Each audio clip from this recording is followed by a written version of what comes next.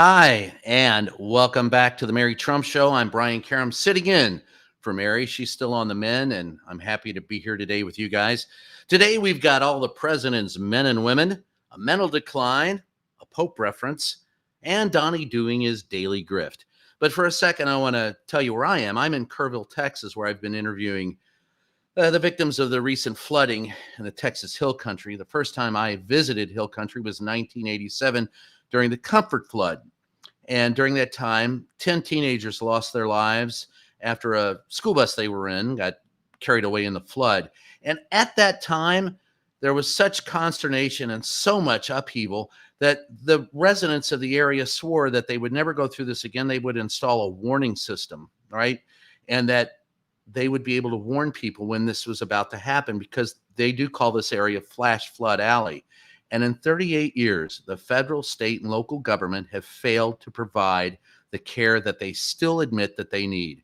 And at the top of the grifting list is, of course, Donald Trump and his FEMA representatives, and FEMA specifically because of Doge cuts. In fact, I talked to several people who tried to call into the FEMA hotline and got no answer. And I spoke to one woman who's still upset because her cousin can't find her daughter. Folks, I worked at America's Most Wanted for 5 years and interviewed parents of dead kids. And the only thing worse than talking to a parent who's lost a child is a parent who still holds out the slimmest bit of hope that their child is still alive, knowing that that's probably not the case. And Donald Trump's government could absolve these people of a lot of that anguish and allow them to start grieving. But instead, we were treated to members of ICE marching in lockstep in MacArthur Park in Los Angeles with cavalry walking around them. Those very same people could have been used and should still be used in Texas to help the loved ones find their missing kin and their missing friends. And they're not there. And woe be unto the state government as well. Greg Abbott, you have as much to answer for as well. There's a $24 billion surplus in the Texas budget in the first 6 months, 40 or 50 million of which would put in the early warning system that these people need. And he has failed to do it. So it's a failure at the top with Trump, a failure at the state government, and a failure by the electorate because we keep electing these morons. So that's where I'm at in Kerrville, still talking to grieving folks who have suffered from this flood. So let's dive in.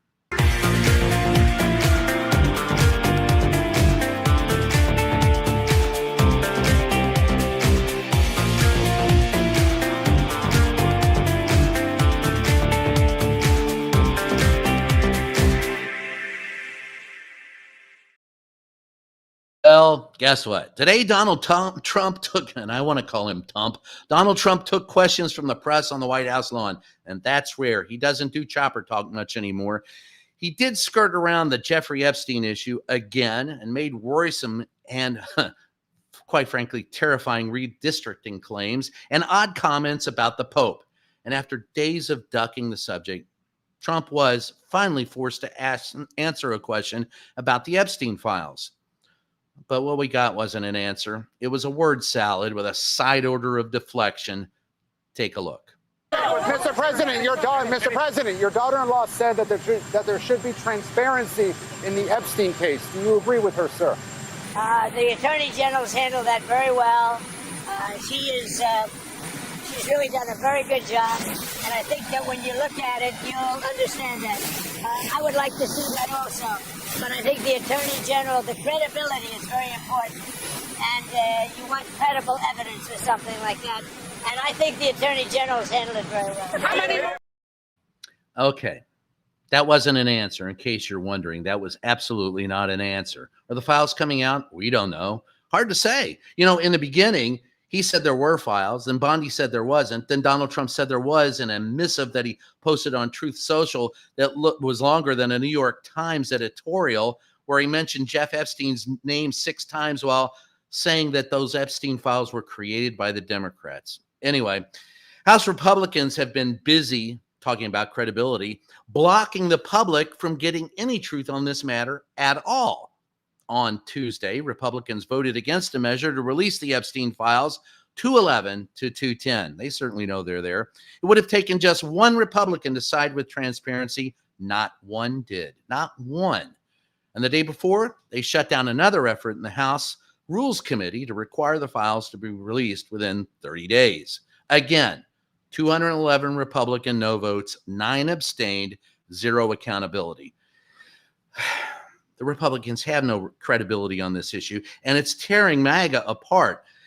At the end of the day, MAGA and the Democrats both want this information released. MAGA, of course, thinks that it has something to do with the deep state, and the Democrats are now convinced more than ever that there are Republicans, including Donald Trump, on that list, and they're willing to sacrifice the Democrats that may or not be on that list just to make it public.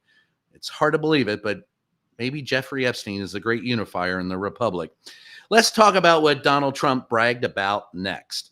Redistricting. I always have a problem saying that word, or as he called it, a way to gain 4 or 5 seats in Congress.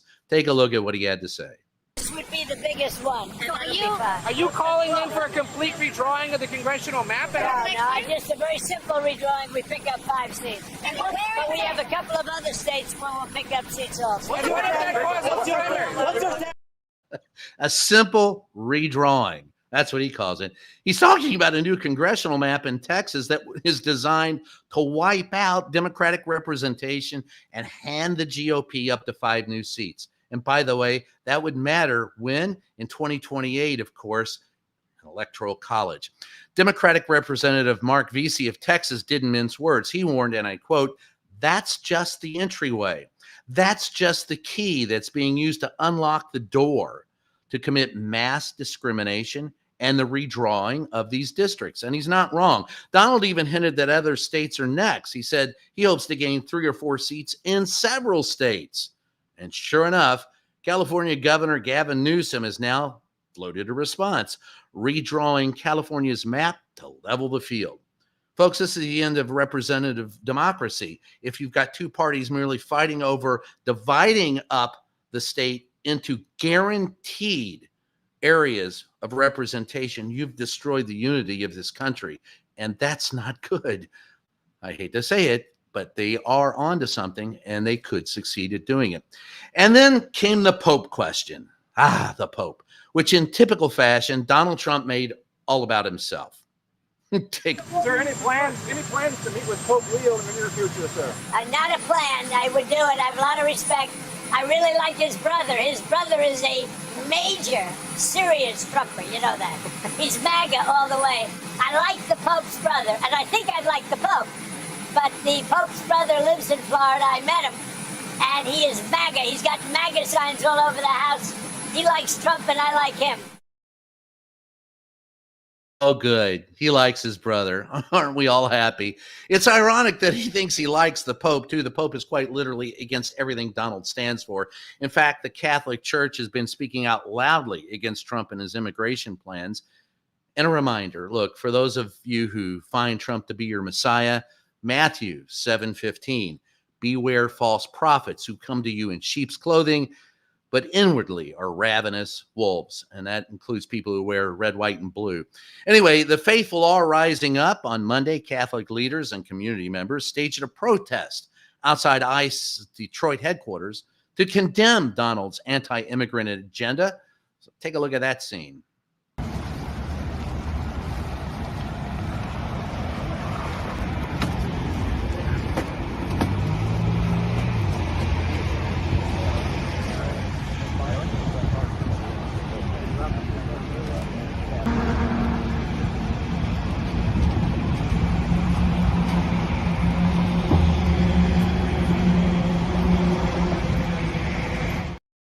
The protesters had a sign that read, "Nadie es ilegal," Spanish for no one is illegal.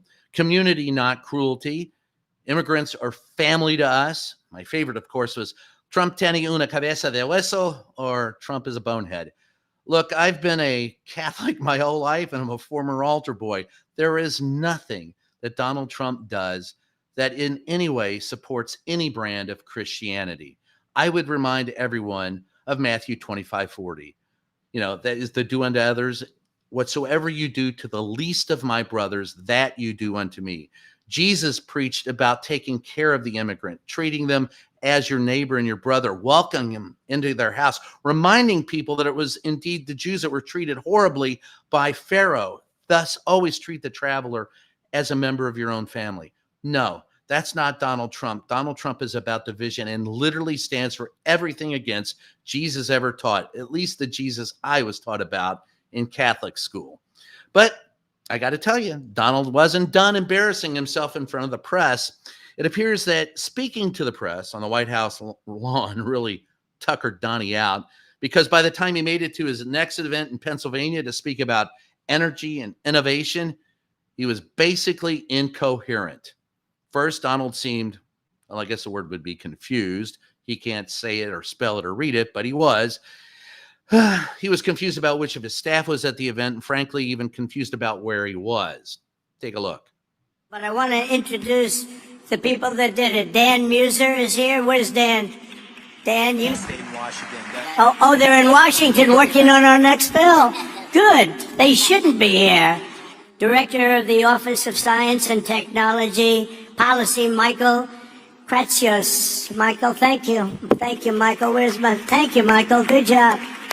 They tell me you're doing great. And we have a great woman here, Selena Zito. She's the writer. She writes on the Rust Belt and the Midwest, really, but the Rust Belt. Anything having to do with Rust and Belt. Where is Selena? Is she around there someplace? I have to brag just for a second, because when I first heard about AI, it's not my thing. Although my uncle was at MIT, one of the great professors, 51 years, whatever. He was the longest serving professor in the history of MIT, 3 degrees in nuclear, chemical, and math. That's a smart man. Kaczynski was one of his students. Do you know who Kaczynski was? There's very little difference between a madman and a genius. It's all gibberish. I got to go back to anything having to do with rust and belt. Donald, your brain is rusted and you can't fasten your belt. At this point, we absolutely need a translator to understand what Donald is saying. He makes no sense, and his mental decline is real. And I'm telling you from being in front of him, this is not the same guy I covered in his first administration. And he's not just incoherent and speaking gibberish. He can barely keep his eyes open. Take a look at Donald falling asleep at the table. Taken the call to action under your executive order to partner with companies across our industry to mobilize a plan to deliver 10 AP1000 reactors in the U.S. with construction to begin by 2030. This is not only critical to achieve your goals with respect to energy dominance and winning the AI race, but it's a driver of massive economic benefit. Okay, not the most energetic speaker in the world, but still, Donald can't stay awake. We are just 160 some odd days into this administration. We have 1,285 days left to go in Donald Trump's administration. How can he possibly be expected to run our country the way he is now? And if that isn't concern enough, how about the gibberish he spouted yesterday after meeting with a leader of NATO as he tried to describe what we're doing in Ukraine? Take a look. Everything. It's Patriots. It's all of them. It's a full complement with the batteries. Well, we're going to have some come very soon, within days, actually. It's a couple of the countries that have Patriots are going to swap over, and will replace the Patriots with the ones they have, and Matt will coordinate with NATO. But so it's going to be, they're going to start arriving very soon. We have one country that has 17 Patriots getting ready to be shipped. They're not going to need them for that. So we're going to work a deal where the 17 will go, or a big portion of the 17 will go to the war site. The war site. What the hell is he even saying? Look, I've been 10 feet away from the man on numerous occasions. Donald Trump is not well, and you're not going to find anybody doing anything about it, because his sycophantic cabinet will do nothing. There's not going to invoke the 25th Amendment, and God knows you don't want J.D. Vance in as president, but nonetheless, the man cannot stick to his decisions. He's erratic, and more than anything else, he is a danger to the United States. And that, folks, isn't an opinion. It's a fact. Look at what's happening in Kerrville, Texas. It is a microcosm of everything wrong with our government. Meanwhile, the regime thinks it can make up a new scandal that will take away from their own. So let's introduce you to the plot twist. For weeks, Republicans have been frothing about former President Biden, using an Autopen. Now, that's a 200-year-old device that replicates a signature. It's part of a broader conspiracy theory, of course, about Biden being too weak to sign a bill. The Republicans say it shows cognitive decline by using this Autopen. They call it shady. They demand investigations. But guess who's been using a digital Autopen himself? Well, that's right, James Comer. The very guy leading the Biden Autopen probe has signed at least 16 official letters using a digital image of his signature. That's the same thing that they're calling a scandal for Biden using, and it's not even controversial. The Bush Area Office of Legal Counsel already ruled back in 2005, and I quote, "The president need not personally perform the physical act of affixing his signature. Rather, the president may sign a bill by directing a subordinate to affix the president's signature, for example, by Autopen." In other words, this entire scandal has always been made up. It's projection, pure and simple. It's worse. It's hypocrisy, and it is damaging because they cannot deal with the real issues out there while they're trying to deal with the ones they've created. So let's go to the emotional support moment, because by God, we need it at this point in time. For today's emotional support moment, we're taking a look at the power of music, and I'm a big fan of music. Music has the amazing way of speaking to people. It can cheer us up, calm us down, or make us feel like someone else understands what we're going through, or it can just get you up in your seat cheering. It does bring us together, and I've seen Trumpers and far-left people cheer the same rock and roll band. It does help express things that are hard to express. Sometimes just hearing the right song at the right moment can change your whole day. I'll pick up my guitar and play just like yesterday and get on my knees and pray I don't get fooled again. Apologies to the Who, but I want you to watch this next video of a young woman with an accordion. I can't believe it. I'm promoting an accordion instead of the guitar, but hey, it's a lot of fun, and the audience she draws with a simple tune is worth moving at. Take a look.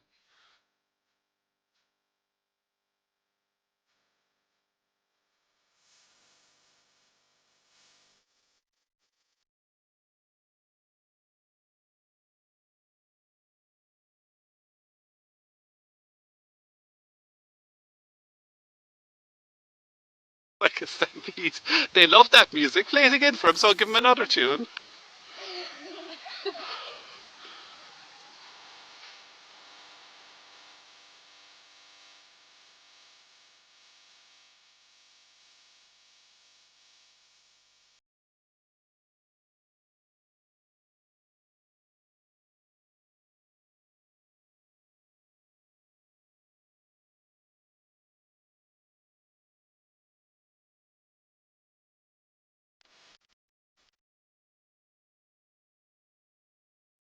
All right. I don't want anybody to give me any beef, but that was pretty moving. So, all right. Bad puns aside, let's go to your comments. First up, Lizzie Beth. Miso soup for Mary donation. Feel better. We hope. Yes, Mary, thank you for letting me do this today. It's always a pleasure. I love you to death, and I hope you feel better. 66 says, thank you, North Americans and Mexico, for helping our neighbors. You got that one right. I was the other day in Kerrville, I saw people from Nebraska. I saw crews from Mexico, New Mexico. I think it was Oklahoma and Missouri. So there have been people pouring throughout North America. And meanwhile, Donald Trump is putting his people on horseback and marching through parks in California. They should be in Texas. Trancing with Spirit. When are the Dems going to do their job? They are just as guilty. For this to occur, their silence is mandatory. It's unconstitutional and treasonous. We cannot forget those that remain silent. I don't know to which you're referring, but I would agree that I would love to see the Democrats become more active. But to do that, they need to take up more seats in Congress, more seats in the state legislature, and more seats locally. So if you care about this country, get involved yourself. Next time, sit around and volunteer to be a captain, a precinct captain. Volunteer to be at the polls. Volunteer to be on phone banks. Volunteer to drive older Americans to the polls so they can vote. Be involved. Don't just vote, but please at least just vote. Traveling photographer, if you're a congressperson, you should not be able to abstain from a vote. Well, there are quite honestly reasons why you should be able to abstain from a vote, though I agree with you hypothetically. It's often used politically when it sometimes should not be used, but at the same time, you can realize who's abstaining and why, and use your power of vote to make sure that they don't come back. Guitar Man. Ooh, I like Guitar Man. MTG wanted the list released, and she voted not to be released. Well, Marjorie Taylor Greene is nothing if not a moron and a hypocrite. I didn't expect anything more out of her or anything less. The fact of the matter is that MAGA is tearing itself apart over this while they still want to support the president. And the fact remains that there are quite legitimate reasons for making transparent all the information that the federal government has obtained. And I'll tell you what my biggest concern is. It's not the fact that there is or is not a list. It's something that Pam Bondi said. Pam Bondi came out and said that there's no list, only information that shows what a despicable person Epstein was, and information that could be used as evidence against him in court, but now he's dead. Well, Pam, here's my question for you.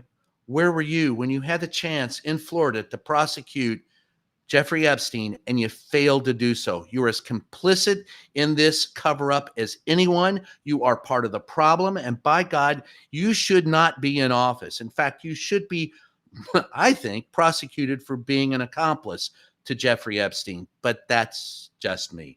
Kelly Sandiford, I want to thank you for your $10. It's great to see you again, Brian. It's great to see you, Kelly. I love being here. Thanks, everybody. It's always a load of fun.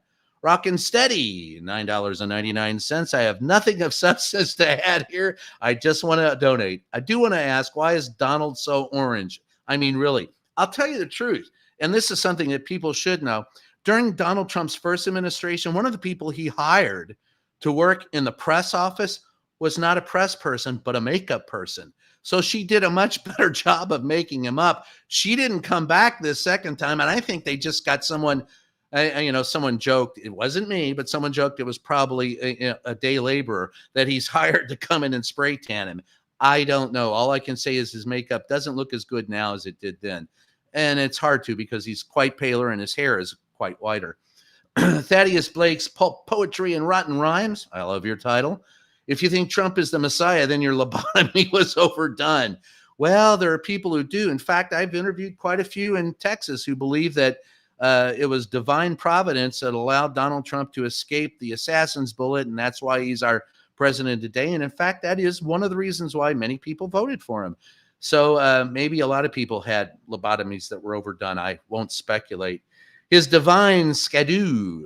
PSA, do not look into the Ark of Covenant. It'll give you Stephen Miller face. Well, Stephen Miller is a problem in and of himself, and I will be the first to tell you, I think he is one of the strongest voices in this administration. He is one of two, I think, Susie Wiley being the other, who have unrestricted privileges. They have what is called walk-in privileges to the Oval Office. So Stephen Miller can actually walk in anytime he wants to any meeting, whether he's been invited or not, in the Oval Office. And people in the administration that I know well have told me he loves to be the last person to speak. And as we all know, Donald Trump only listens, or mostly listens, to the last person he's spoken to. So by lining up to be the last person in the office, Stephen Miller has influenced the president more than others. And that is to our detriment, because Stephen Miller is not a happy camper. He is, I won't say because I'm a polite person, but if you look at Goebbels, it says, see Stephen Miller. Anyway, Charlton Zimmerman, love thy neighbors, daughter and wife, if they are hot, is Donald's Bible verse. Well, what do you want me to say against that? Disagree? I can't disagree. I think you're probably right. Susan Thompson, gifted 5 Mary Trump media memberships. That's pretty cool. Thanks, Susan. I appreciate that. Mission RD 100, rust and belt. Yeah, that's what anything to do with rust and belt. Donald Trump's mind is rusted, and of course he can't fasten his belt. He's not 6'3" and 215, folks. I'm 6'2" and 230. I need to lose weight. Donald's both shorter and wider than I am. Stephen Lee, and I only say that because I've stood near him. Stephen Leach, $5. That means Keg's, Breath, and Miller are absolutely running our country because Donnie doesn't have the mental acuity. Yes, that is what is most frightening are those people who do have the ability to lead the country. As you saw the other day, Hegseth decided to end sending weapons to Ukraine on his own volition without allowing Donald Trump to know it. Donald Trump had to come back and say, oh, no, nobody would do that unless I knew it, but it had happened. So it is, like I said, Mary often says there is no worst with Donald Trump. It's only worse every day. And I will remind you once again, with 1,285 days left to go, it is going to get worse. Each day is worse. Just look at him today. If he makes it to the end of this administration, I will be surprised. Greg Bender, $5. Shetland sheepdog rescue fee. I like Shetland sheepdogs. The rescue fee is optional. Susan Thompson, $20. Fee for Brian to play his guitar. All right, there you go. I'll play anytime you want. As long as it's 3 chords and it's Tom Petty, I've got it. No, I can play a little bit more, but I've been playing with a rock band for a long time. And I got to tell you, music, rock and roll is good for your soul. And I appreciate you guys being here. It's always fun to sit in for Mary, but I love you guys. And and look, Mary, you're my little sister. I love you to death. Please get well so we can see you back here soon. And everybody else, thanks for joining me today. You can catch me on Substack at Reporter's Notebook, Salon once a week. My own podcast is called Just Ask the Question. We're in our 7th year of that. And of course, you can see me on various shows on several networks, depending on who wants to hear me bitch, yell, and moan about the state of the press in today's horrifyingly divisive political world. Until next time, I'm Brian Karem. I want to thank you guys for joining me. We'll catch you next time.